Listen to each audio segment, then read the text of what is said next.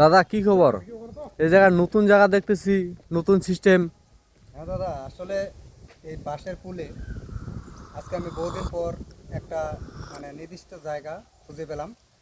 এই বাঁশের পুলে এই যে আমি লাল কপি খাচ্ছি। হুম। এখানে আসলে কপি খাওয়ার এই নিরিবিলি জায়গায়, এই নিরিবিলি লাল চা মানে মজাটা আলাদা। লাল কপি খাওয়ার যে কি মজা বা কি স্বাদ, হ্যাঁ, এটা আমি বুঝতেছি। মজাটা আলাদা। খুব সুন্দর দৃশ্য কিন্তু এই যে জায়গার এই মধ্যে জায়গায় খুব সুন্দর দেখেন। দৃশ্য। আমি রোজই এখানে আসে, প্রায় এই লাল কপি খেয়ে যাই। তো আপনারাও আসবেন, জায়গাটার পরিবেশটা তো দেখতেছেন। ওই জায়গাটার নামটা বললে একটু ভালো হতো। সেই স্বাদ, অপরূপ স্বাদ।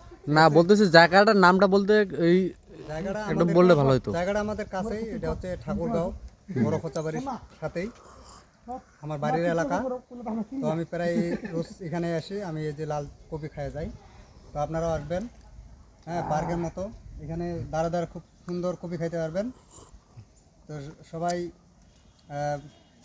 পাশে থাকবেন এবং এই জায়গাটির লোকেশন নেবেন এবং আসার চেষ্টা করবেন। ধন্যবাদ। আমার বাড়ির এলাকা নাম হচ্ছে ধদ্দরা। এই যে ধদ্দরা শিব মন্দির বুঝায় পাচ্ছেন, আমার পিছনে আছি। খুব সুন্দর দৃশ্য, এই যে দেখো দৃশ্যটা খুব সুন্দর। তোমার চলে আসবেন, তাহলে এই জায়গার দৃশ্যটা দেখা পাবেন। ধন্যবাদ।